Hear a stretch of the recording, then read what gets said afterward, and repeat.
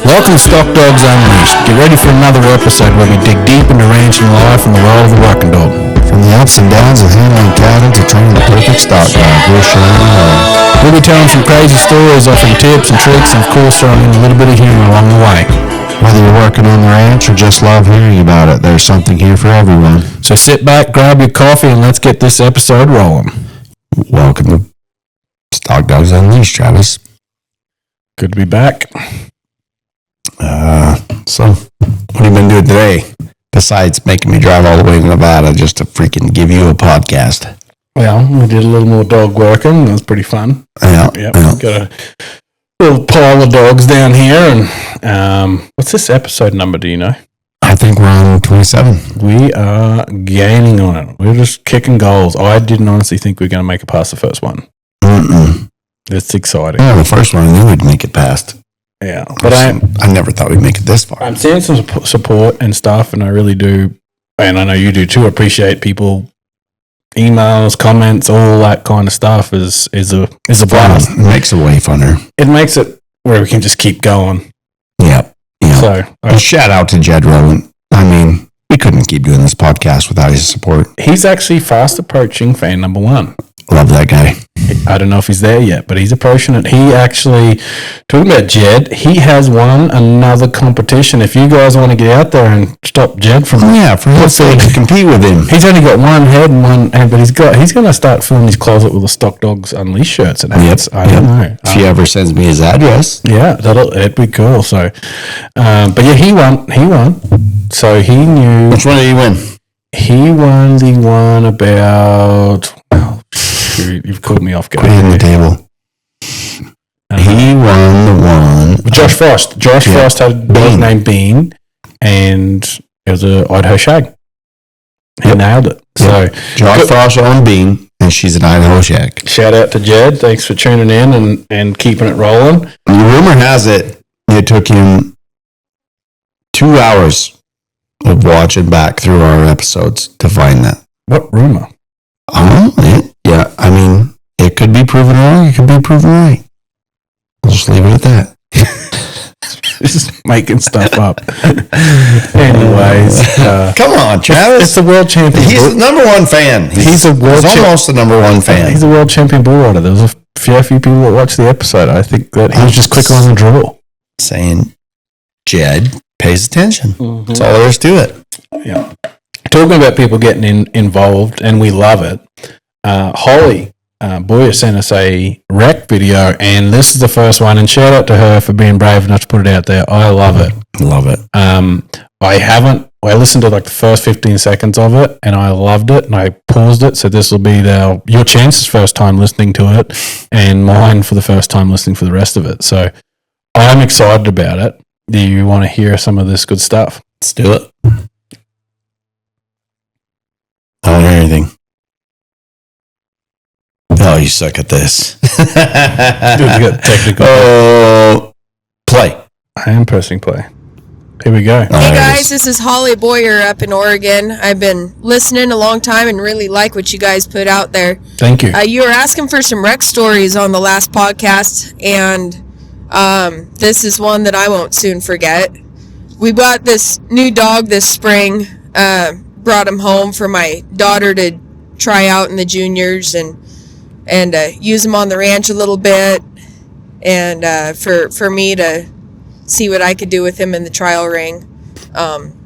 He's a pretty well started dog, knew his directions and everything, and had a nice down and outrun, and they told me he was a bit of a belly biter and kind of trashy, and so I figured, well, I just got to see what we can do, if we can train that out of him or what. So I brought him home and turned him loose in my training pen. I had a couple of young bulls I'd been using all winter to train my other dog with, and they were pretty nice handling little bulls and pretty dog broke, and so I turned this dog loose. And the first thing he did was he ran over and he grabbed one of them by the ball sack. And that poor bull didn't know what to think of that. He'd never been bit like that before. He ended up jumping a fence panel into the next pen, and I've been there. we finally got him back and straightened everything Hang on, out. pause it. No lasting damage to. You been there? You had a dog bite you on the balls and you ran off? Well, I'm a bull, but no, it was an actual bovine, I guess. But yes, that I think there's a lot of people been there, and Ollie, that is funny because we do hear that. That is good. Anyway, let's get back to it. Thing or anyone, so yeah, he wasn't real cooperative to train on after that, but he's all right. But that dog, I kind of got the trashy biting worked out of him, and he's coming along real nice. I use him outside on our cattle, and he does pretty good for me, and Pause it. taking him to a couple of trials. The only thing I want to point out there is I would love a feedback from Holly. She said she kind of got him out of that. And there's so many people that judge a trashy biting pup that it's something they don't want, Travis, that I would love to hear how and why and what's going on. Like, is he not trash biting now, and what's going on and why and how? Yep. Anyways, give us back a voice memo, Holly, and that would be freaking cool. Yeah. Yep. Definitely. And he's still got some learning to do, and we'll get there. But I'm sure glad we did pick him up, even though he was a little scary there at first. So anyway, thanks so much, guys, for putting on what you do, and hope to see you out there in the wild. Well, we sure appreciate it. Thanks very much. And yeah, I things happen, and that's so cool. But isn't it? It's just funny. You get them home and new place, and you go, all right, let's go to work. Let's see what the sucker can do. And you're like, God dang, I wish I didn't turn you loose. He's gonna neuter that bull. So, but yeah, we sure appreciate it. And that is the top wreck of the week, because that's the one we got. Yeah, there you go. There you have it. The top wreck of the week. And what do we win for top wreck of the week? I think you should send him one of your coffee mugs. Oh, I honestly have a better prize. You don't have a better price. I do. What is it? I picked up a better prize yesterday. What is it? I'm excited. I'm excited. I think we'll get in contact with us, and we want to get you a month subscription of a thing with Status Stock Dogs of Status? Status. Oh. Yeah, Status Stock Dogs. It's a monthly subscription, and we want to get a yearly subscription. I'm sorry, that's what we've been offered for tuning in and being the top wreck of the week.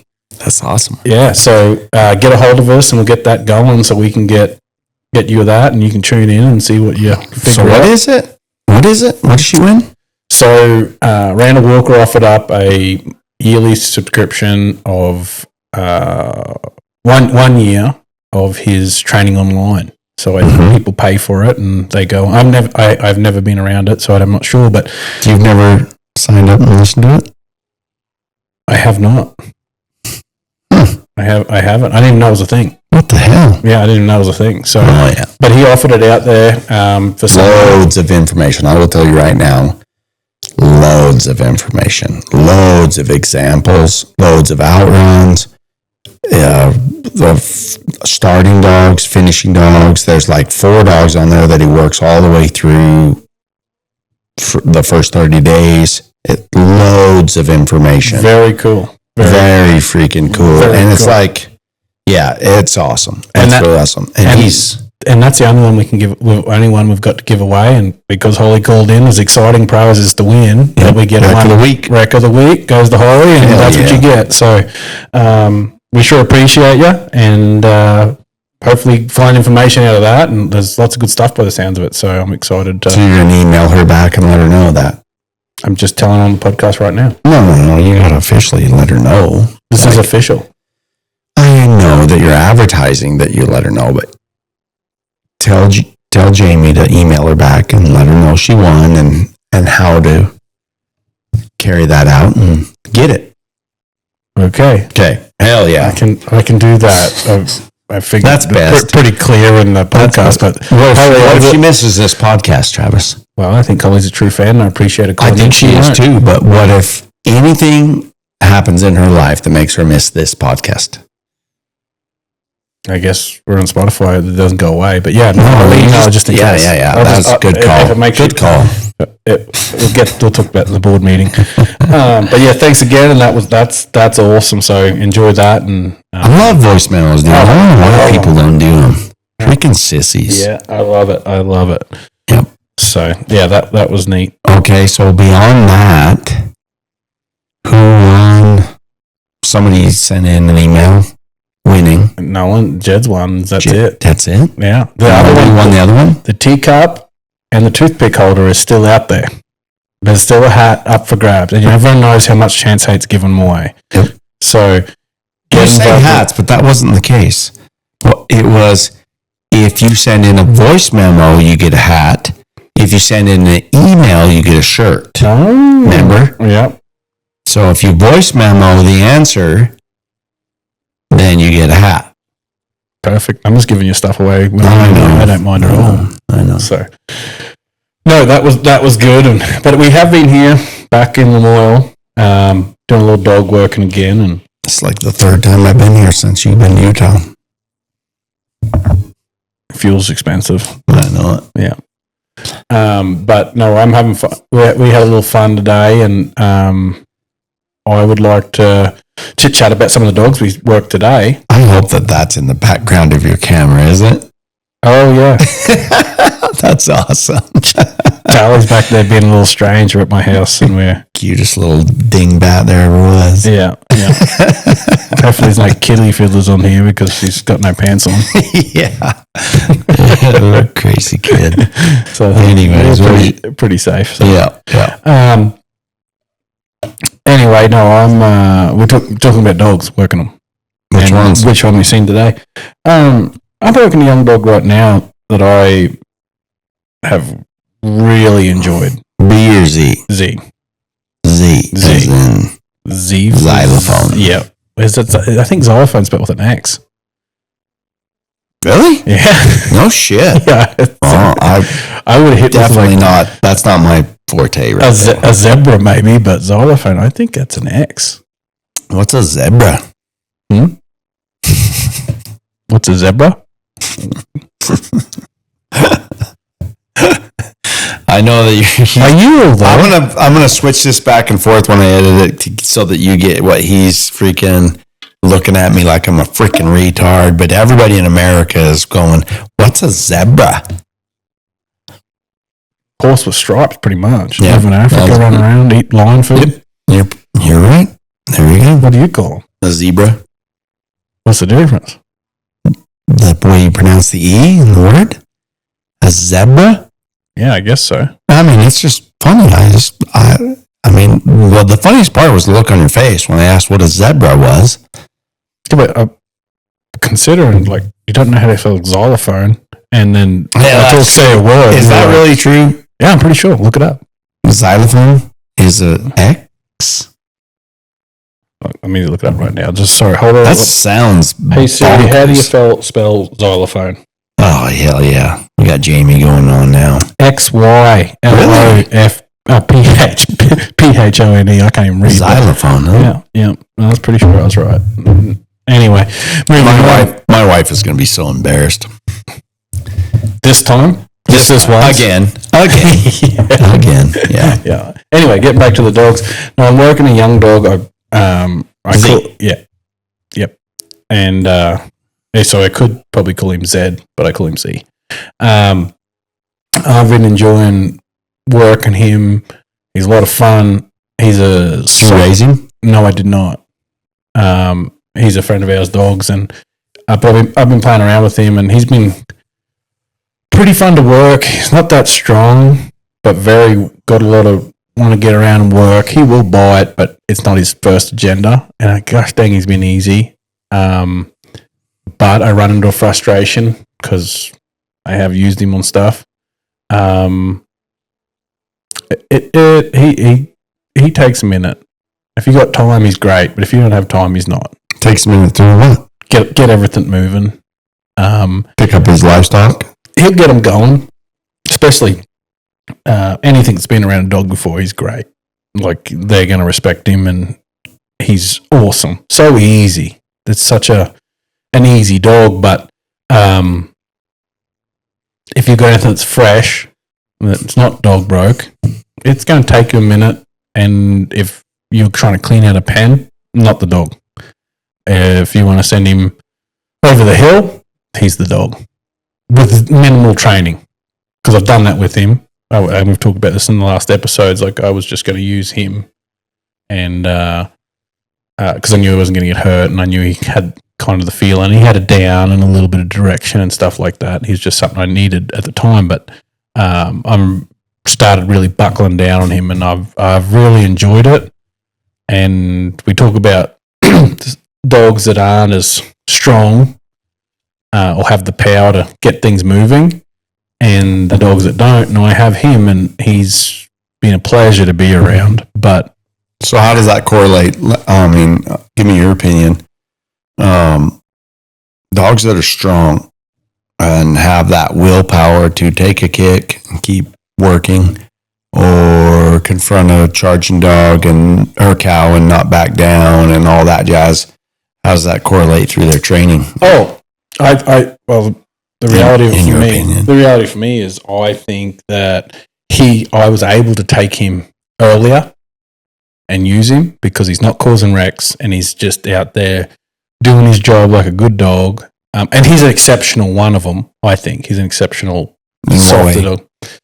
He just had such a read and a feel and was still able to bite. Like he'll still be in the fight and bite. He won't. He's been in some wrecks. I got him when he was a year old from a guy. Okay. And so he'd been in some fights with Corrieni pairs, which it bluffed his confidence. Okay. And we're working on that. It's not going to be great ever, but we've worked on it. And I think part of that reason why he works so good is that the guy did go out and use him since he's probably 6 months old, I think. And the reason why his read on cattle is so good is because he's been used. Yeah, he's been used. And so the training part's gone really smoothly now that I've got him in the pen and actually trained on him. But when I get him out, when I first took him out, it was just he could feel the weight of cows. It was all very easy to do. The frustrating part is when you needed something to come out of the brush or you needed something to come out of the pen and you were trying to work something out, he could get it done 80% of the time, but it was very, very frustratingly slow, which is fine. Waiting on him, waiting on cattle. Yes, and I call it. What does that look like? I call it like the team rope mentality, to be honest with you. It's like, if you're out... Oh, no, is he a pussy? I say that because Travis has multiple team roping belt buckles on the wall right next to us. But I call it like in a team rope pen, you run the steers up and everything's go, go, go. And Corrieni's, you're mashing on them constantly. When you're going at a rope and you're pushing on them, like chasing them. But the reality of it, when you're going out to move cows, he goes out and he's out there and I'm moving my cows and eventually his cows turn up. I love it. That's great. But when you are in a pinch situation and you need something done quickly, he's not the dog. And the reason I I love him. I think he's a great dog. The reason I like these more strong power dogs is I can get that job done, but they do take more training. Like he's doing exceptionally well for the very little bit of training I put on him. And a strong dog would take, I would like to say, 10 times the training. But in the end of it, your product, you've got the power there. He's a Prius. He's nice to drive, good on fuel mileage, but she ain't going to win any races. Gotcha. But he's a very nice being a pleasure to train. So I'm not saying I'm just straight full powerhouse dogs, but they're the ones I prefer. But he's really impressed me how easy and nice he's been to work. He just lets you down when you need him. Compared to River, you really want to train this dog. Yeah, he's just easy. Yeah. And honestly, that's the truth of it. Like in previous podcasts when we talked to Lance and things like that, like some dogs just want to work with you and some dogs want to run the show. Yeah. And in saying that, when we talk to Lance, he's half or quarter as strong as the dogs he's working. Yeah, or less.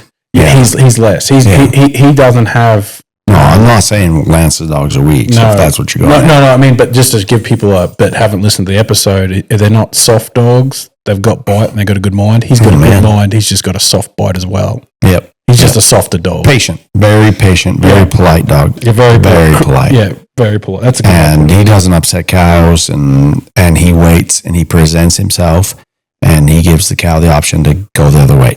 Talking about that, the craziest thing I've ever seen him on pairs, because he will move pairs. I don't think he's great for training cattle because he will give ground. I've seen him get walked down by a strong eel, just kind of curious, and he'll back up. I've seen him also stand his ground and bite him. It's not a consistency. But yeah, you love to use him. I love to use him because I can go out and I'm talking fresh, like dog broke pairs, and I can take that dog with me to a day working job, and I've watched him do it. The cows will come out bawling and shaking their head and be nervous about him being where he is, and he won't look at them. He will turn his head 90 degrees and look away from the cow completely. And I don't know what it is, but he's worked it out that that will often stop him. It takes the predator away from him, and they'll shake their head and turn around. Half of them will. Does it stop him, or does it relieve the pressure from the cow? Relieves the pressure from the cow, and then she turns around and goes back to the herd. Other cows will come out, and he may bite one. He may just go whack and grab hold of that cow. Just a nip. No, he's not. I'm not talking a big, strong bite. He'll nip her. And then other cows, he'll run off 20 feet. He's just not a reliable dog to teach cattle. Yeah. But he keeps everything so calm. It's very nice. It's because the reason I use him in that scenario is I don't have to worry about him ruining a situation when I'm working for someone or doing the job that I need to be done. He's just there. Not going to wreck fences, not going to... No, but he's not going to push cows or a bull or something that's in the willow. He's not going to get it out of the willows. Yep. Unless you want him to wait till the bull gets thirsty and has to come out. But he's there and he's a part of it. And you put him with another dog, he's great. But that's where that's kind of the reason I lead to all these stronger dogs. And they do take more training and they are tougher. But at the end of the day, when I need you in that push to get that ball or get that thing moved, they've got it. That's why I like them. Yeah. Even though I love this dog, and he is so much easier, and it's very easy for people to go, I like that dog a lot, but you better run a couple of them or be willing to wait a minute. You know, I talked to a guy for a lengthy period of time over messaging from Australia that spent half his life gathering wild cattle for various, whatever, the government, different outfits, you know. And he said he could get more done with a weak dog than he could a strong dog. Yep. Because the strong dog presents himself as a threat. And wild cattle don't handle that. Versus a weak dog just presents himself as, I'm here. Make your decision. Yeah.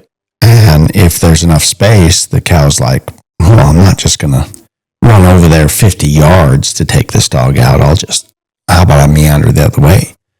And I can't prove or verify anything, but he said he could literally pin in a corral and he would have to gather him from the desert or wherever he's, long distances.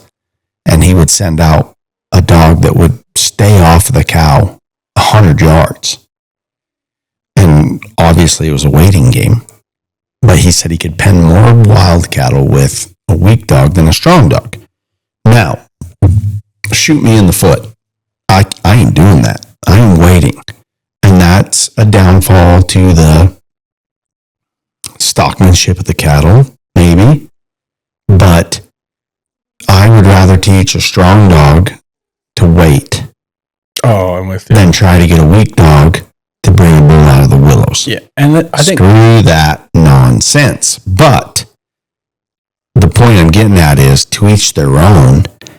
And there's a dog for everyone. Mm-hmm. You know what I mean? Yeah. Every dog there you put training on, if they've got drive to work their livestock, there's a place in this world for them, I think. Yeah, and that is true. So it's a double-sided coin, I guess you'd say. I don't, and he must be a different part than I'm from, because the wild cattle that I'm around, we have straight up hunting dogs, catch dogs. Are you going to sit here and say I don't believe that this Z dog is your favorite one to go when undog broke pairs use, but you were going to say you don't believe that guy had more success with one of those type of dogs than others? 100%. I believe when the wild cattle that I've been around, usually there's a mob of them. Usually, if you're in the picture, they're not sticking together all that good. Yeah, and from the conversations I had, it sounded like never more than one or two.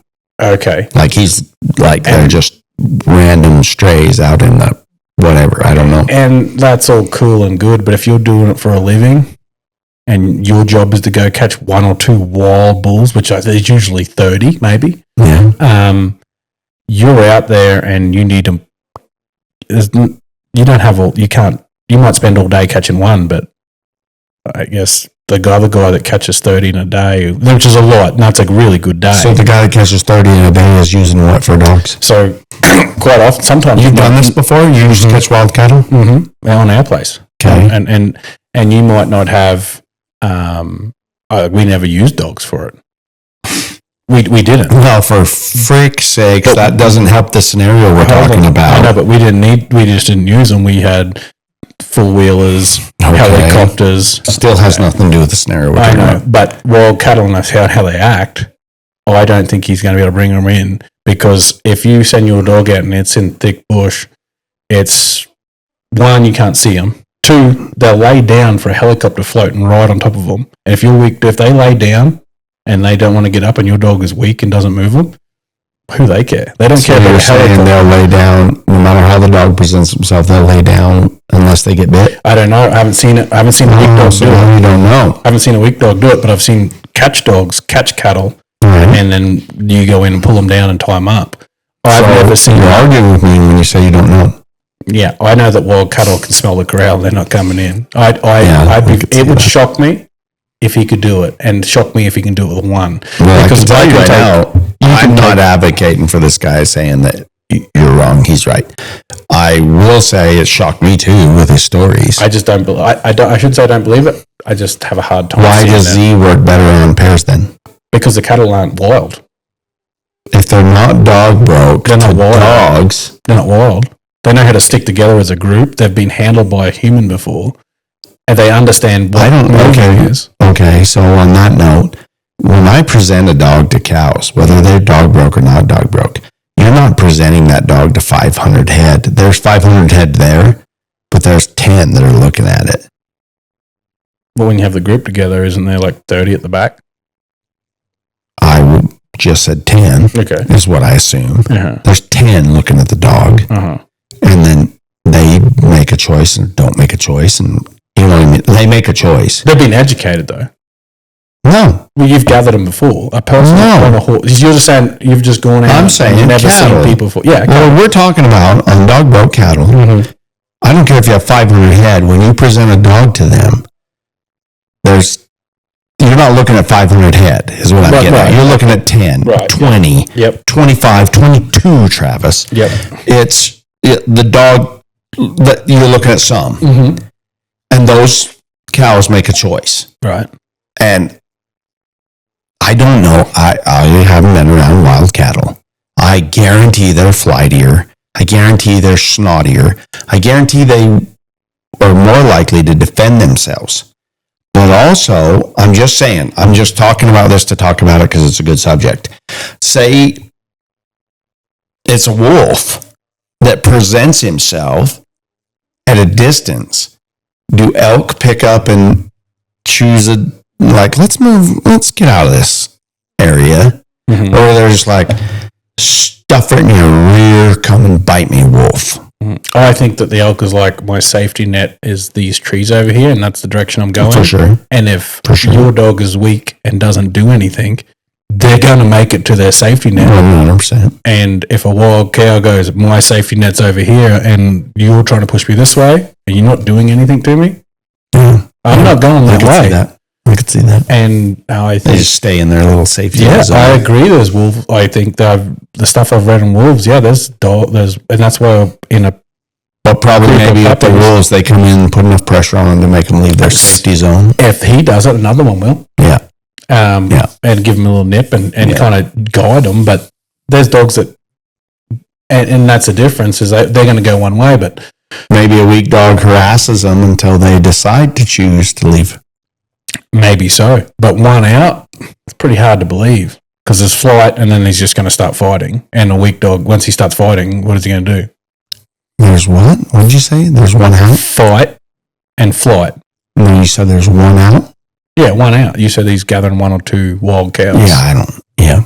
And that's just, I just think that's impractical. I don't believe it. Yeah, maybe they're calling bullshit on it. I kind of am. But I've been proven wrong a lot. So I'd love to see it. But the wild cattle I've been around, I don't think you'd have a chance. And in the way he talked, and I'm just using this as an example, the way he talked was it was a process. It was a waiting game. Yep.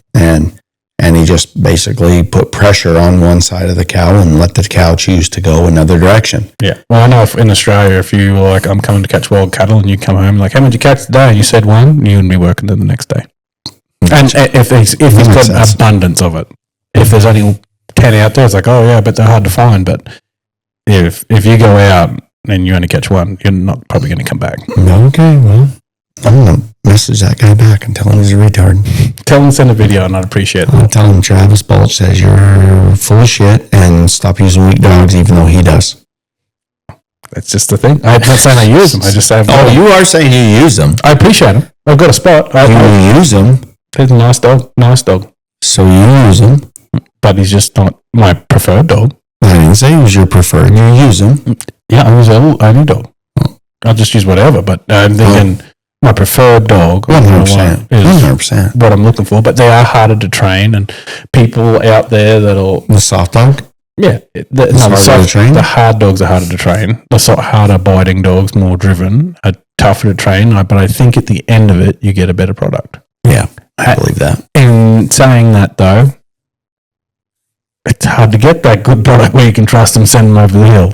Too, it's for me, Very hard. yeah. And I'm Very hard. not there yet. You've got to keep your thumb on them a little more. But I've seen, And every dog has their different traits. So, like, you want to use an example, I got this Bane pup that just wanted to come straight across the pan. At 7 months old, I started working him because he's so hard. And I really had a hard time getting him to bow out around. He was just like, I'm coming in, I'm killing, and you need to get out of my way. You know what I mean? I just had a thought pop in my head, so I'm sorry to interrupt it. Yeah. On the other, when I said about double-sided coin, these hard-biting dogs are nice, and they're great and everything, and these soft dogs are good. They've all got spots. But I do watch cows and how they react. I really enjoy that when you're moving them and try to see their demeanor in cows and how they move around. But you watch a hard-biting dog bite a cow. If he's unfair with it, she goes back into the herd with a stiff neck. And if next time you're moving cows, cow gets in a fight and she's bellowing, the dog's biting her. When she goes back in, she'll stir up 5 more. Yeah. If that dog does not have to bite and that cow makes the right decision, she won't stir up any cows in the group. Everything stays calmer. There's something to it. And I'm saying a good trained hard biting dog is proficient at it, but the soft dogs are more proficient at it early on. They come to it earlier because they don't want to come in and cause a wreck. Yeah, but you next time you see and they're like, get out of her, she's going You to go have every variation of that in dogs. You got everything from the one that never comes in to the one that comes in too much. Oh yeah, definitely. And The middle ground is great. I would assume that it's all mitigated by training. Yes. I would say the upper end is great, not the middle ground. The middle ground is great for those who don't want to spend as much time training, and they forfeit the amount of push they have when they ask for it to be able to not have to put as much time into the dog. Yeah. And like, am I wrong there? No, you're right. And like Roy said, he wants to bite it like alligator when he needs to. Yeah. And when you say walk up, push, and he does it every time, no matter what, but yet still works like a soft dog, that's a lot of training. yeah. And I know what you think, but I think a lot of human error is when you like walk up and push. It's if you let the dog push when he thinks, he has a much better read on the livestock than you do. A person. I think the dogs can read livestock so much better. Well, you can't say that. I believe they can. I think they can. I truly believe it. Yeah, but what if the dog doesn't care about the read on the livestock? Like break that into another scenario where the dog's just pushing and pushing and pushing. Oh, no, I'm not saying You you've know what got I to mean? have some sort of training, and the dog's got to have some sort of feel to what's going on in the scenario. So some dogs have the ability to read livestock. I think that I'm breeding for him to have. I want that. So you say Brick always had the right read on livestock? Because he had more experience than any dog I've ever owned. Right, but he was a great dog. You think I trained him to come in hard? I don't know, did you? I don't think so. Okay. I think he always wanted to come in hard from day one. I tried to train him to have rate and all that jazz, It's a but trait. I It's a trait. couldn't. I didn't have enough experience to get it right. So therefore, it became habit very early on that I could never overcome. And maybe it's a trait for it, but it's an important trait to me because I want that dog to feel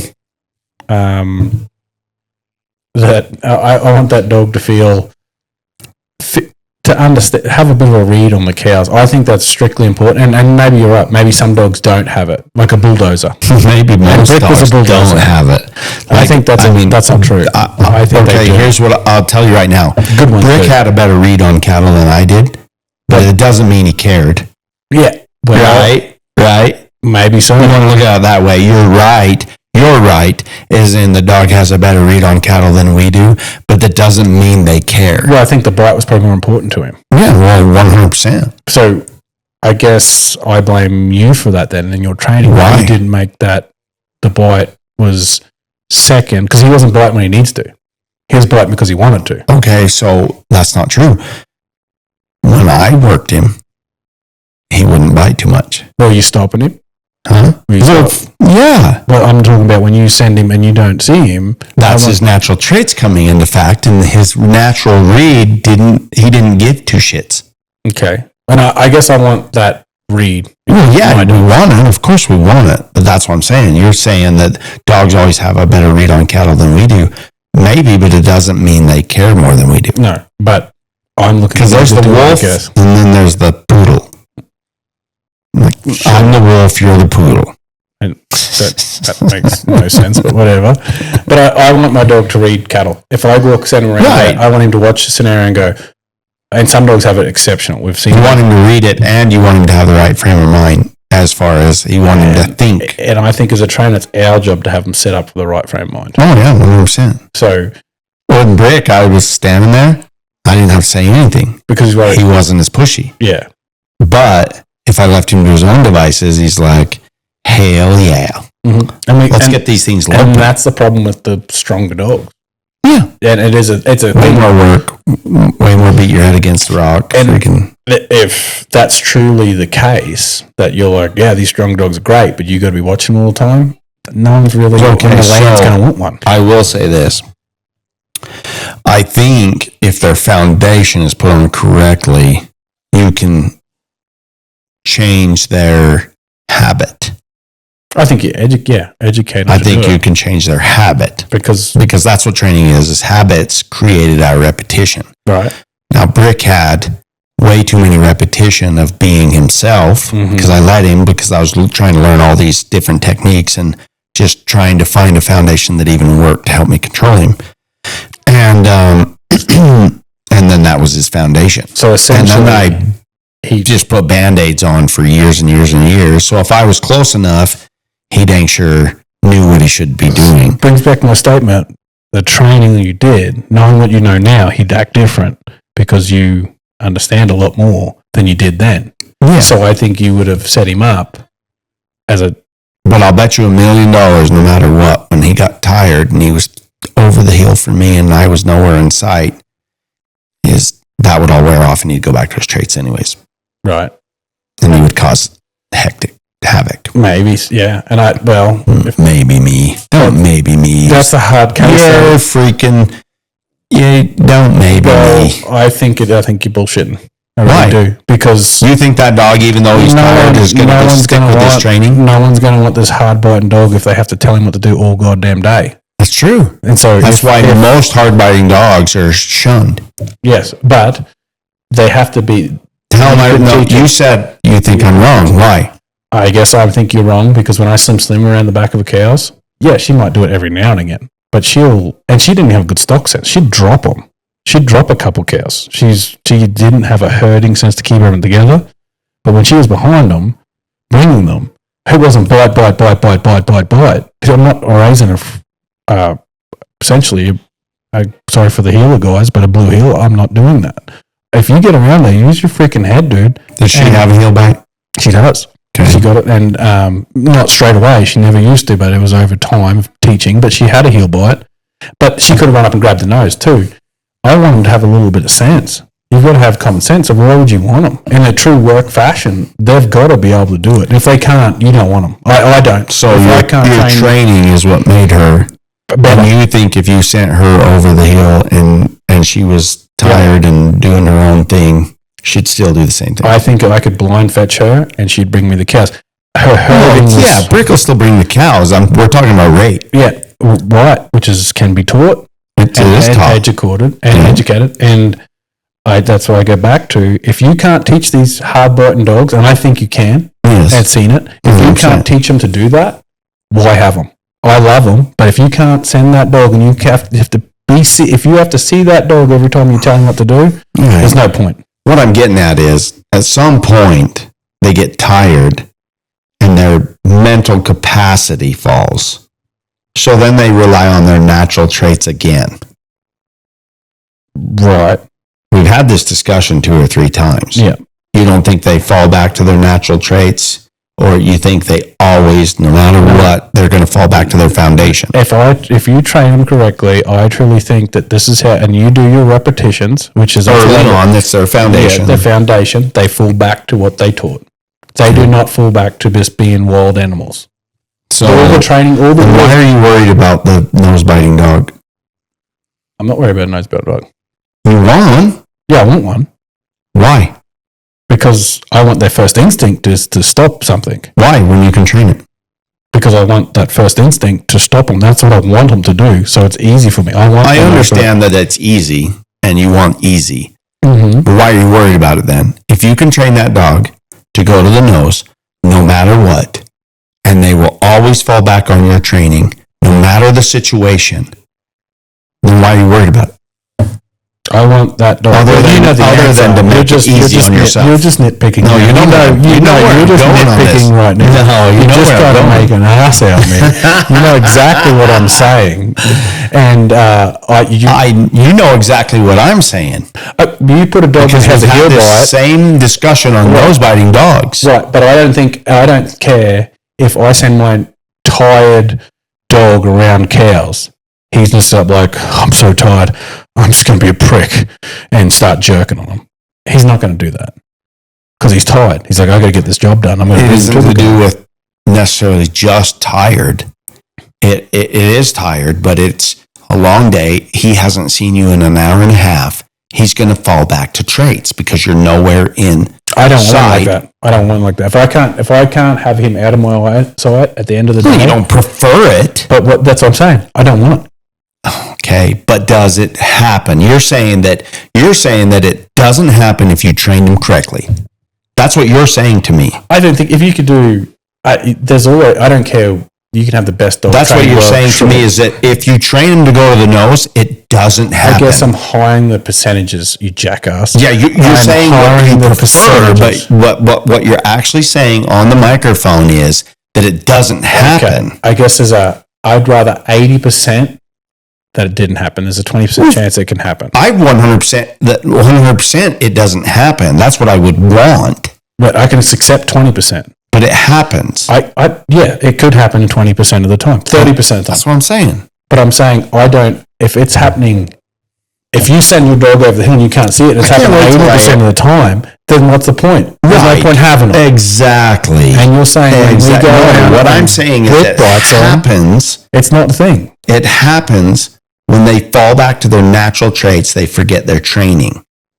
That's Not all what the I'm time. saying. Yeah, but not all the time. If you re-listen to this once I freaking air it, what you said was, no, you train that out of them, and if you train them right, it doesn't happen. And that's not right. Okay. Well, I guess there's room for error. There's Perfection. folks. Geez, you're That's all I wanted. That's all I wanted. like a little freaking. Go ahead. Go ahead and say it. I can't. All right. I was wrong. I ain't wrong. You are wrong. Okay. Any dog okay. you train, is it 100% correct? Huh? Is anything ever 100% No. correct? So why would I make that statement that the dog should be 100% That's what I'm correct? asking. Why guess did you make common that sense, statement? Chance. Why Common did sense. you make Common that sense. It's just That's got to be a higher average. But I don't want to watch the dog. I expect it to do good. I do too. When it does the wrong thing, it shocks me. Whoa. Why do I train it? Because I expect you to do said- better things. When you send Brick over the hill, he's going to go back to the thing. If you're there, he's good. But if you're not there, you don't know what's going to happen. I want to high If you want to use averages. Brick directly, Or any that's dog. my malfunction in his training in early on. No, but I'm saying any dog. Any dog. Any dog. At some point, it's going to happen. Oh, a mistake will happen. Nothing's perfect ever. It's not a mistake. They fall back to their natural traits when you're out of the picture too long, too much. They fall back to natural traits. Now, I will say, the better your foundation, they will always, they fall, I shouldn't say always, they fall back to their foundation way more. But they also have them natural traits that they're like, forget training. This is just in my genes. Yeah. You know what I mean? That's a biting dog versus a dog that doesn't want to bite. Yeah. A biting dog in his genes tells him to bite. And a dog that does not want to bite in his genes, you got to beg it out of him. Well, I bring it back to the main thing is if you teach that dog to handle his emotions, he is going to be unemotional Most of the time. and most of the time. There But you if go. you're working 7 days a week and he screws me 3 times out of the 7, and I'm like, every dog, I can't trust this dog. I don't want him. Okay, now you're back on my page again. Yes. Yes. In the beginning, you were saying, nope. He never falls back on his natural traits. I hope people if out you there train him listening- good enough, he'll be good. I hope people out there listening understand that nothing's perfect. There is room for error, and I accept that. Yes. But if there's more error than good, it's unacceptable. It's your fault. Yes. And that's what I'm Literally. talking about. So I'll be more literal on this podcast, I guess, about, hey, sometimes there's mistakes. But I don't want, that's the thing with them hard biting dogs, they're harder to get that way. They're freaking hard to get that way, especially the harder, the like what did Roy say? He has a bigger desire to control his livestock. The bigger that desire is to work his, to dominate his livestock. to dominate his livestock, the higher that desire is, the harder the job is to get him to do it your way versus his way. But anything hard is worth doing, and so I'm not saying go away from I'll it. tell you what, I bet River would be freaking worth training. So, but that's the thing, though, is I think there's. I'm just saying, I am enjoying these dogs. I enjoy the Z for he's so a breath of fresh air working around. What are you looking at? My phone. What? The audience. Oh, Jesus Christ! I enjoy him for what he is, and I like a lot of things about him. If he had a little bit more forward movement and bite, he'd be the ultimate dog.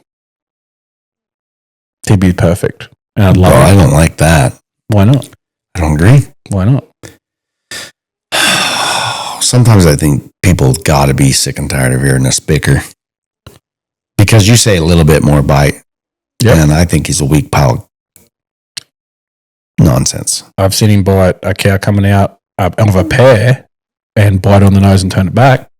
And I've seen him not leave the fight When? anytime we work pairs. You see him not leave the fight every time? Not every time. That's why I I've said a just little seen more. it happen. Multiple, So just a little bit more and he'd be 50-50. the ultimate 50%. dog. Yep. It would be. The ultimate dog. Could be great. I'd love him. Really? Mm-hmm. If Just I had a a little bit more. yeah, if he'd walk up and could, if he all, I guess his I scenario don't believe is- that at all because if you compare him, I always got to go back to Brick because that's my knowledge on dogs. If you take him back to Brick had 1,000 times more bite than that dog. If you took Brick and just put this much more rate into him, he would have been the ultimate dog. What do you mean, right? You don't know what rate is? Well, if the cows are standing still, what's right in that? If the cows are standing still, walk in and bite. If the cows are moving, give them space to leave. Pressure and relief. You release the pressure off of them when they move. I And Brick consider would that not a- do that. I consider that a read. What the fuck is the difference?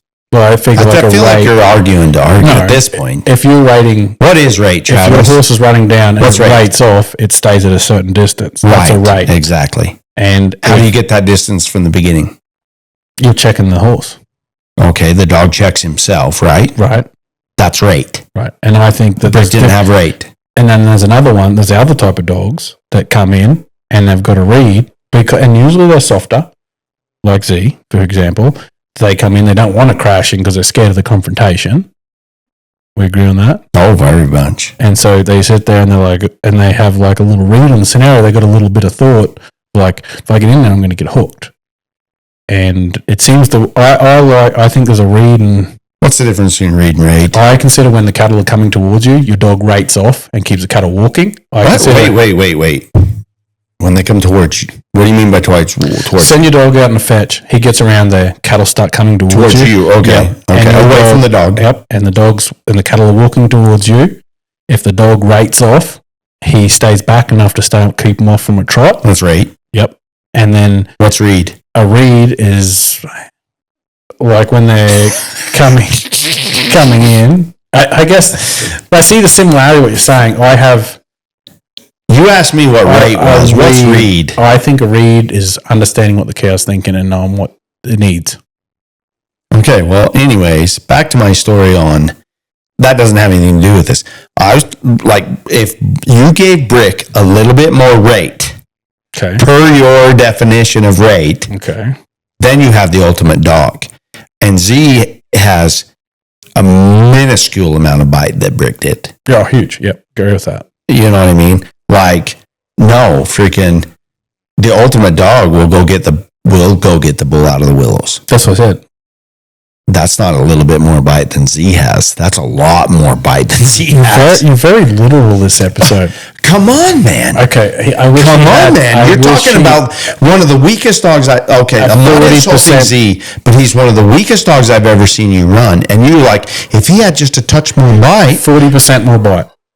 40% compared to What he is now. like all dogs in the world, Just- the biggest biting dog. Yeah. If he was 100% now. If you times his bite by 10, which would 40. I'm talking about 40. okay, times it by 8, you'd get 40%, and freaking then you'd have then you'd have the ultimate dog. That's what I'm saying. Just a little bit more bite. Yeah. And by bite, that takes bravery. Yeah, I don't think he's scared. Why does he bite then? Because he does like to bite. Z? Yeah. Yeah, G will, but I don't think Well, he he's- likes it. If If he something comes- dares do it. If something comes running out to him, he doesn't run off until they're on top of him. It's actual. Like by on top or by like 5 feet away. No, not 5 feet. They've got to touch him. If they're coming towards He him, will not move. he will not move till they touch him. Yeah, I seen a otherwise. foot or two, I guess. You're right, a foot or two. But he's not going to. 5, they can come out at full speed like they're going to kill him, and a foot or two, that's pretty brave. I'm not standing there. Yeah. I mean, he knows his abilities. Yeah, he can get out of the way. But now His first reaction is not to bite. just because you decided to dive in this, I will say the reason my off-puttingness of Z is when they charge him like that, his most likely choice to make is go cover another cow. He doesn't just stick right on that cow. When she gets aggressive, he tries to choose another cow to go stare at. Mm-hmm. Well, I'd give you 50% of the time on that. Yep. Yes. Yep. At least 50% of the time, he's like, oh, wow, she's being pushy. I'll go present myself to another cow. Which is amazing for keeping cows in pairs that are unbroke quiet. Oh, 100%. Patience is key with pairs, Yeah. right? And given a. When you're talking about a dog, patience is key, Mm-hmm. which you're completely called BS on the Australian guy that does it. But that's with wild cattle, not just pairs. But anyways, yeah, I think you're right on that aspect, but it still means he's weak. I'm not saying I never disagreed that he's not weak. I always said he was. Right. Right. Softer, I should say. I shouldn't say weak. He's softer. Well, I would say weak. Yeah, I'm saying softer. You were saying the ultimate stock dog. Yeah, with more bite. Yep. I love his everything about him. I just wish he had that a little bit more. Yep. That's the biggest. Definitely easy to train. Yeah, it's just so easy. I honestly think if you had 5 of him and you wanted to run 5 or 6, 7 dogs together, you had all these, there ain't a job you couldn't do. But in I think there would be a lot of jobs you couldn't do. You couldn't pull the bull out of the willows. no, the 6 or 7 of them, I guarantee it. Really? Yep, 100%. I don't care. You can. Why?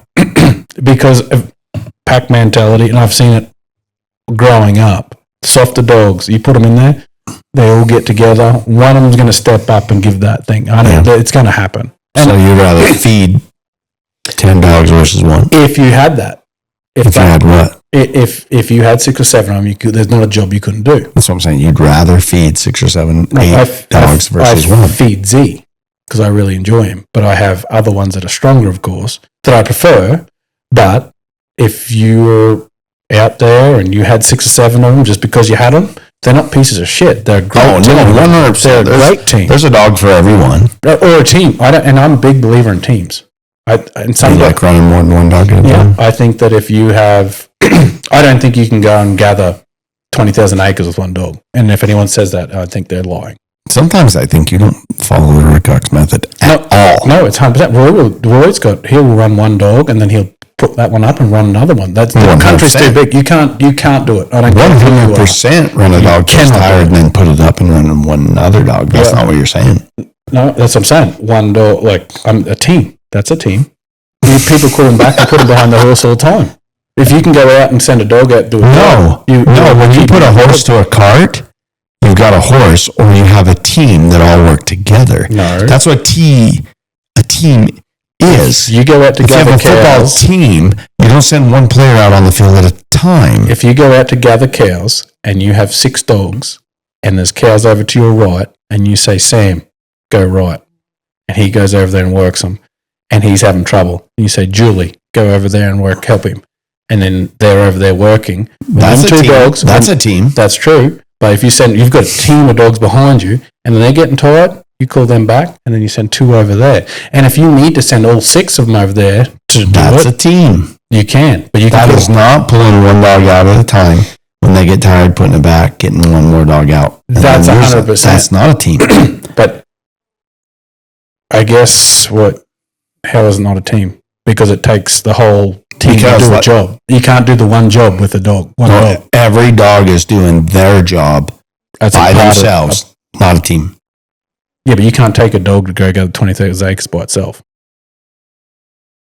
I don't care who you are. This is where you can take these dogs and it's all good and well to go around 100, 200 acres and gather a little bit, but you can't I do it. agree with you, but you can't take 10 dogs as a team out to gather 20,000 acres at the same time and seen- get any farther than one dog.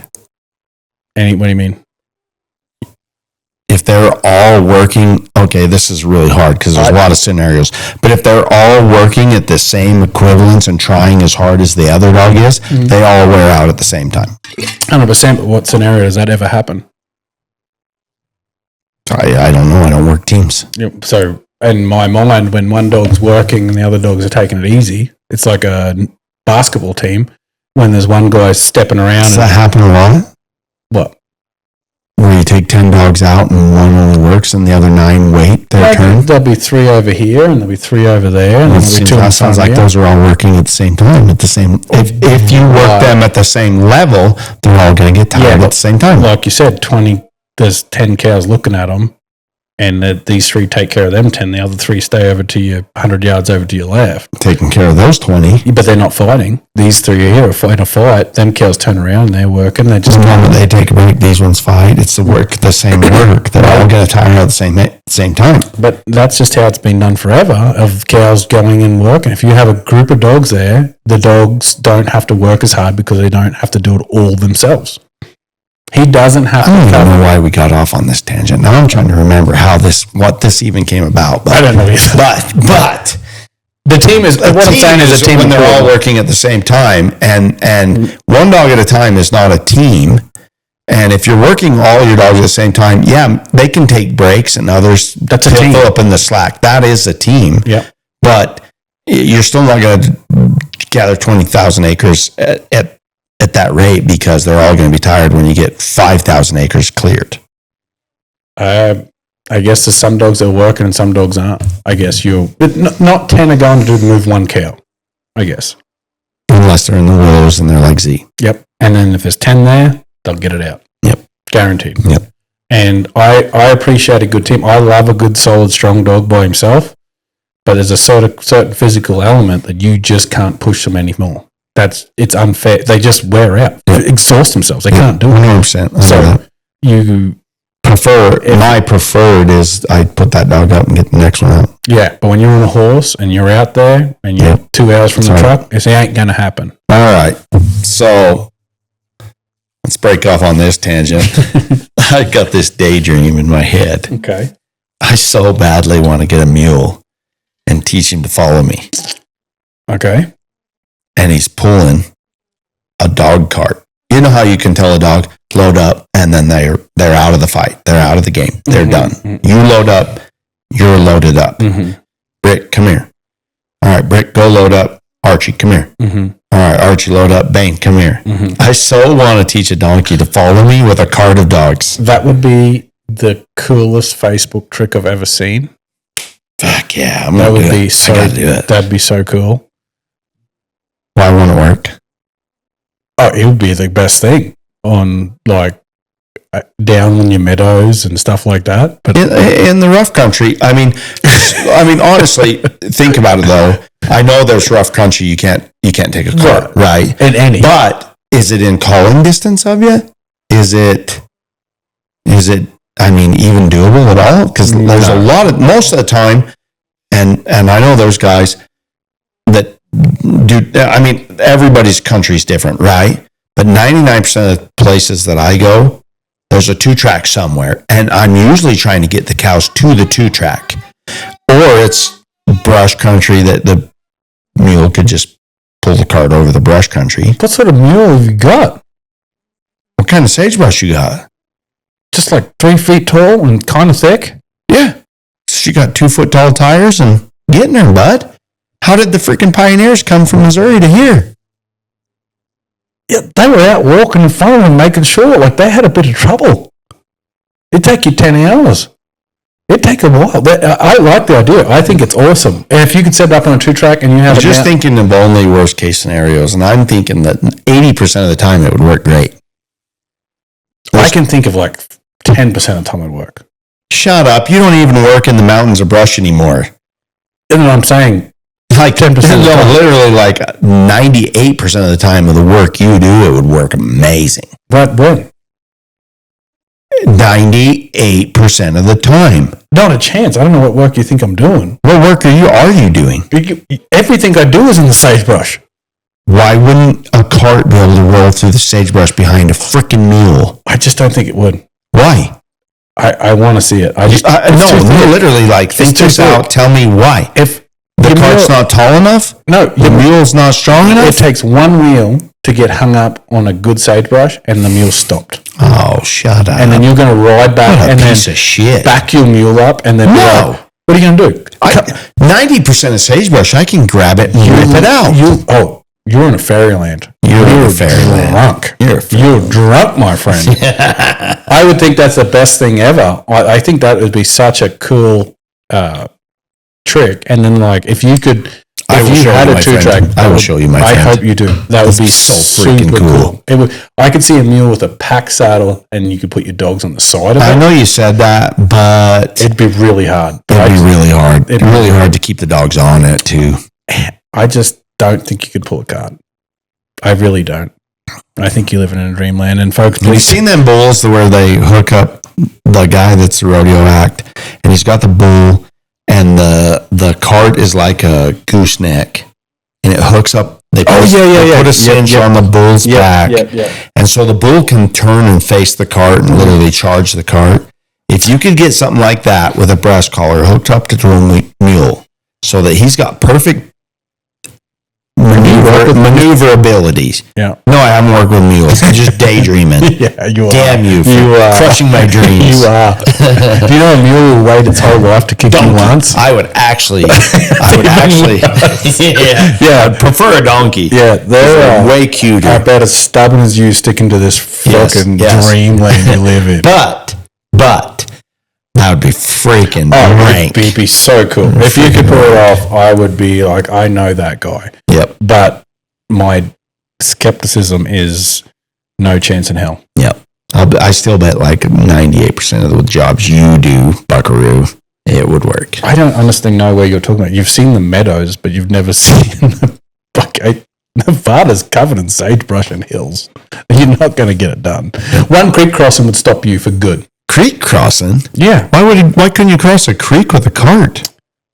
You wouldn't make a very good pioneer. Every creek crossing Good thing you're not a Mormon. No. Every creek crossing I've ever crossed is a cattle track, and it's just one track, and you can hop off and be like, hold on, I'm going to cut down some trail for you, Billy the Mule. No, we're not talking a wagon. What are you talking about? A cart. What's the difference between a cart and a wagon? Width and height. How wide is your cart? Wide is the mule? Just a one-wheeler, huh? No, 2. He's got 2 legs. You're going to have to build this thing and show me. All right. Just do it. I'm going to do and it. And then show me the mule that you buy that's going to do it. That's the hard part. Or the donkey. And you think you're angry now trying to... What do I name him? I'm getting this done. I'm going to buy me a unicorn. Donkey. You call him Unicorn. Unicorn? No. Because he's make-believe. Too much. He's make-believe. That's not going to happen. Uni? Travis. Fuck yeah. His name is Travis. Yeah, he'd be a stud that could do anything. You stupid SOB, get over here. He'd be a stud that could do anything if he's going to do what you want. Well, then what is your complaint? It's going to happen. Yeah, okay. I'm excited. Mm-hmm. I actually think I'm going to start working on this. I hope you do. I'm excited. Yeah. I can. Anybody wants to help with some ideas? Chance of starting a GoFundMe page for GoFundMe. Yeah. Maybe someone's got a mule out there that says I can pull a cart. I'd love you to try I it. guarantee people have mules that pull a cart. No, I know. Maybe someone wants to help you out. Give you a leg up. On advice on how to train my mule. Yep. And you in the meadows, it'd be the coolest thing I've ever seen in my life.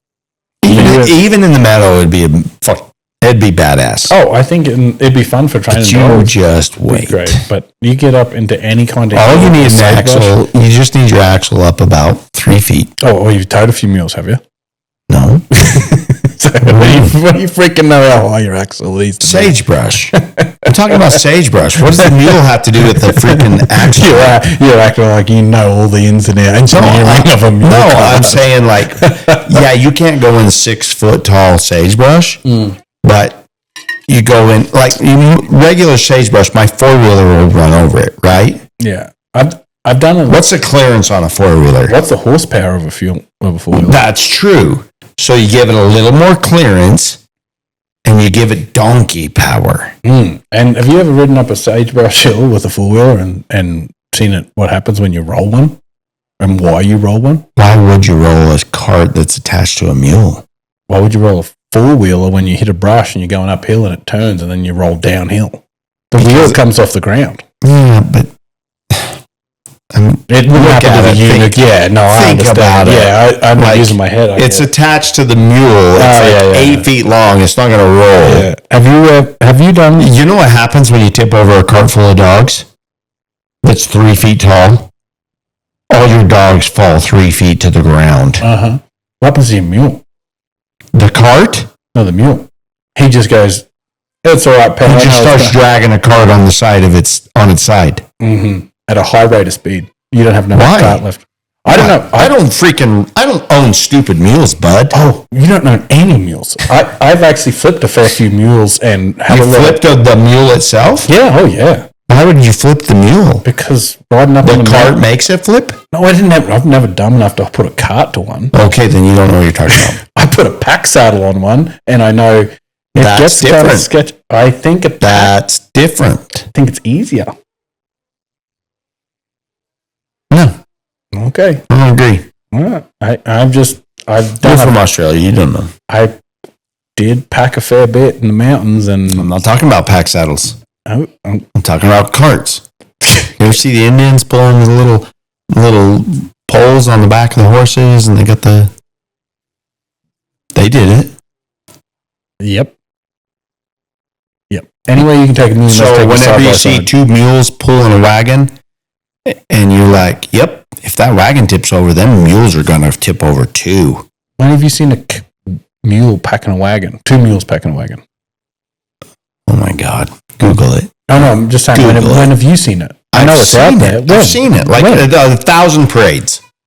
They're not horses, they're mules. Mules. Okay. Are you now standing on the stance that mules don't know how to freaking pull a wagon?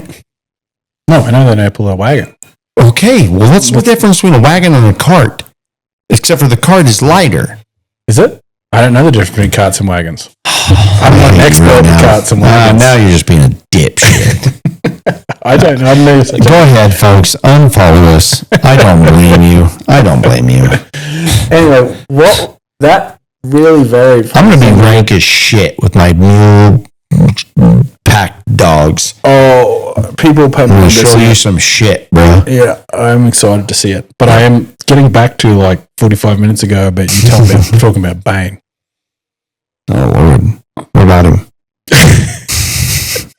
So just all I said was I thought about cows getting bit and reacting different. The ones that don't get bit, how they go back into the herd, and then we end I up don't even know. that was rabbit hole with mules and carts. That was so long ago that I think I brought up the Bane dog because of the amount of bite that he had in the beginning and the work that he has now, but I don't know. Do you remember what we were talking about? I'll let you know what I was talking about. You blew me away with this mule cart thing. It's gonna blow you away when you see it. That's gonna be exciting. I'm excited to see it. You wanna do a little wager? You wanna do a little? I will. You wanna put a little skin in the game? Yeah, I will. What? I will pick any track. Actually, this No, just come outside on, that one. any track. That hill just right there outside my house. Which one? See that sagebrush hill? Yes, You ride up it with a cart full of with a dogs. cart full of dogs. With a mule. Where's the mule?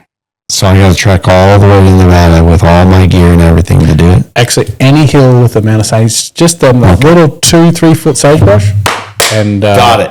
We'll do a deal. And what do you pay me?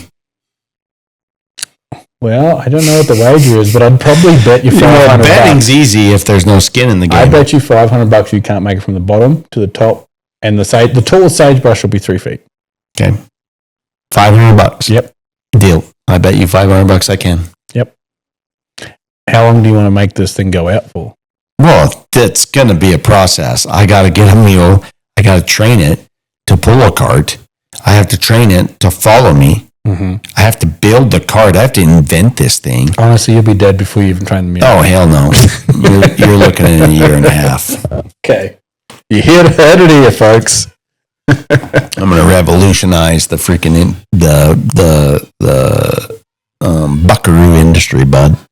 I would just, you could probably. Pretty quick, there's going to be mules running all over following horses, and they just got freaking loaded dogs behind them to go to work. Anything, I'm going to just tell you right now, you've got a side-by-side. Anywhere you can take your side-by-side, the mule can go with the cart. 100%. So There we you go. just take your side-by-side. Because I'm already on horse. Because I need my horse. Why? Why? Yeah, because you got the mule and the side-by-side and the dogs. I'll tell you right now. Actually, the mule and cart will go more places than the side by side. No. Yeah. I don't believe you, but prove me wrong. You want to know why? Why? Width. Are you doing like a girth of it? I don't know Got the what. thickness of your load kind of thing. Yeah. Okay. You can have a 5 foot long cart that's only freaking 18 inches wide, Okay. loaded with 5 dogs ready to freaking do a day's worth of work. Yeah. When you get height on that, it definitely won't tip. Hired? Yeah, you got to get some height to clear the brush. So I think long, skinny things that are high never flip. Yep. Good. Yep. I'm with you on that. Okay. Uh-oh. You got an intruder coming up behind you. The bet's on point. Oh, you got her phone charger, you prick. Oh. I got it here. Don't weaken. Don't weaken. Come on in, Chelsea. You're on the podcast. Dogs Unleashed. Say hello. Hello. How come your kid doesn't have pants on? Leave my family alone. Thanks. Anyway, so we've just done another hour and 15 minutes of just rambling nonsense. I know it. We got stuck on. You know what? This is getting easier. We just got stuck on one subject for freaking an hour and 20 minutes. Because your subjects are stupid. Well, you just argue with me like a whiny little biatch. There's a lot to argue with. There's a lot to unpack with your Yeah. little stories. Yeah. But no, I'm excited about all that. And getting back to the podcast, we did work some dogs. We did have a few heated discussions out in the old training pen. Always. Yeah, and You watch me work my fraternity dogs. I did. I watched. I call them fraternity dogs, but I don't know if I'm going. I think you're crazy. The work that you've put in on all those dogs, they're all looking good. Archie is such a flashy dog. Even, I mean, you go down there with hope to win, but I think all these dog trials competitions, you're just really showing off what the dog does. Win, lose, or draw. If someone sees it and likes a dog, that's where the value is in real talk. Can I do that with another trial? You can, but isn't the Futuria like a big eye opener for people that are around that are breeding and selling and buying dogs? That's where You would think so, okay. To be really honest, you would think so. But the only people I ever see at the fraternity are the people who run their dogs at the fraternity. yeah, but I mean, it's a show. I think it's like a It is. bull sale, bull show. You cut it, like you take your cows to the sale, and It is. you might win first, but there's going to be people that don't like them, and they like the ones that got third Yep. or fifth or whatever. 100%. And his stop is worth showing. It's an investment. Yeah. It's a good stop. So, and if you can do well at the Futurity, you may have a chance at beating me in the competition. What is that? What does the fraternity have to do with the competition? Well, it means you've kind of made it and you can do well. What's that? What? What? Well, you got to compete against the best, and you're going to come and compete against the greatest. So I'm just hoping you, You're so stupid. when you got 6 months to do it, it's just like an easy thing. It's just Yeah. like a pre-wean. There's only a year and a half difference between the age of the dogs, and they actually have nothing to do with each other. Yeah, there's a little. I'm just trying to step you up. You're leveling up, Chance. Level up. So I had a litter of pups that had a high percentage of working dogs. I kept 5 for myself. I sold 3 that still wanted to work cows. One of my 5, as soon as she got stepped on pretty good, just changed her mind on being a cow dog. But the other 3 are cow dogs. And I was going to make this big showing at the fraternity with 5 out of 1 litter. Just stop on that for 1 second. We got to remember where we're at. When do you decide they're cow dogs? When I stock test them on cows. Okay. So you put them on, and for people out there listening, you're going to stock test them, put them on, they bite a cow, and you're like, that's a goddamn cow dog. Yeah. Okay. But then the one that was stock tested and got stepped on didn't turn out. She didn't get stepped on in her stock test. And she might have, that was a long time ago. Mm-hmm. But she stock tested on calves. She bit, she went in, she was very 100% willing on her own accord, wanted to go in and bite cows. Yeah. It was later when I was just in training, working calves. And she went in overzealous, which is why I like to work sheep to mitigate some of this. Mm-hmm. And, but anyhow, she went in and she went in too hard. She went in emotional and I can't even remember how she got stepped on, but she got stepped on. Yep. It hurt her. Yep. She got hurt. And she was like, time out. I didn't realize that was a possibility. And I'm like, oh, it's okay. Well, if you can go back to work and we'll go back to training, you know. And ever since then, she's been like, nope, I'm not a cow dog, you know. And that's fine. That's fine. So that what I'm trying to get at is you stock test them, they pass the first test of being a cow dog. Yeah. Which was when the cows look at them, she's not afraid. Yeah. So there's two types of there's two types of, what am I trying to say? There's two abilities in a cow dog. And one, and I think it's the biggest one, is when a cow looks them in the eye. There's so many dogs, and I've had dogs that have the ability that have a high pain threshold. It doesn't hurt them when they get stomped. It doesn't affect them. Yep. But when something looks them in the eye, they coward. Yep. They turn coward. They don't want the confrontation. No, they're like, that's scary. I know exactly what you're talking about. Yep. And then there's other dogs that don't care about the confrontation, the looking of the eyes, but when they get stepped on, they're like, owie, I don't want to do this that anymore. hurt. And this is what she is. Yep. She's had calves, young calves, face up to her and bell her at her and even want to charge her, and it didn't faze her. All right. But the first time she got stepped on, pain-wise, she checked out. She's like, okay, I can even deal with that hurt. I need a moment, or I even need the rest of the day. And tomorrow I'll be back and want to work calves again. No, she changed her mind. She was like, hang on, cows hurt. Now I'm actually scared of cows. Yeah. Did that reveal that when you decided that when you say, oh, they're cow dogs at a stock test, did that change? Because for me... Did what change? So for me, I put them on stock test them. It's like, oh, you look good on calves. Yes. You look good. You don't turn a cow dog until I've worked you for a year on cows. Right. That's when you're a cow dog. Right. In my eyes. Okay. So I was just wondering, when you said these ones are cow dogs, when she got, like, did it change anything of, okay, stock test? Are you asking if I still call her a cow dog when she's scared of cows? Yeah. Because you called them all stock cow dogs, and then she got stepped on, and she's... They all have the desire to work cows. They passed the first level of they passed the first level, but but then there's always that pain, and you're always trying.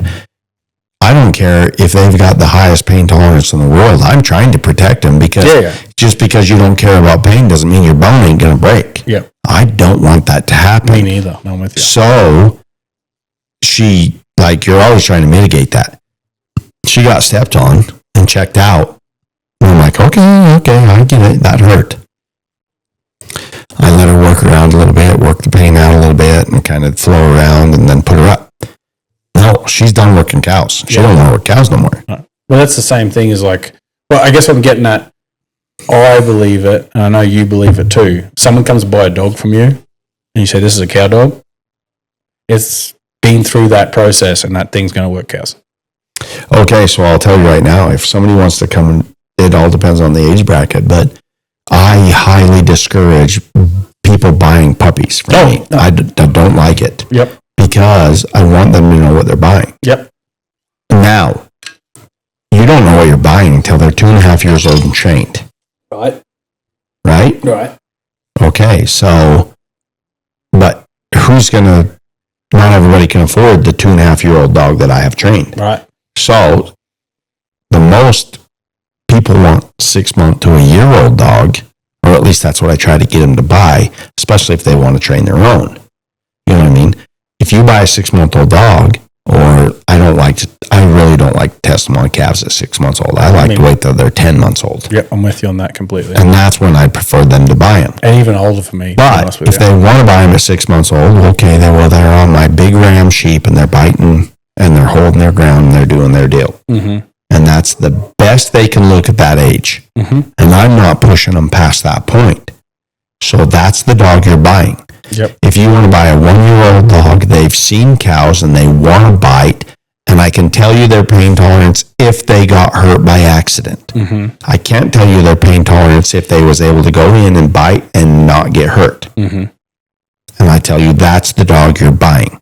That's what I try to do the most as possible is I try to show you the dog you're buying. I'm not going to put a dog in harm's way on purpose just to sell it to you. No, that's silly. Yeah, that's silly. Because just like Roy said, every time a dog gets hurt, you spill a little water. Some dogs have a whole trough full of water. Some dogs have a thimble full of water. Mm-hmm. This dog I'm talking about had about a half a cup of water. There was a little bit of pain involved, fine. When she actually got stepped on and was like, oh man, that hurt. And she was done working cows. Yep. She's like, I didn't realize cows could hurt. You think she'll get through that? I 100% think if you work that dog and kept training her and keep working her on livestock, she's fine. Mm-hmm. And let her, as she will work cattle later, dry cattle, yearling cattle. I think she can learn to work cattle, but her pain tolerance is low. So every time she gets hurt, you're risking her either quitting for the day or quitting for the rest of her life. You don't know. Mm-hmm. And that's all dogs. What day do they call it? When do they call quits? When do they say, I've had enough? Yep. I like it's like a good horse.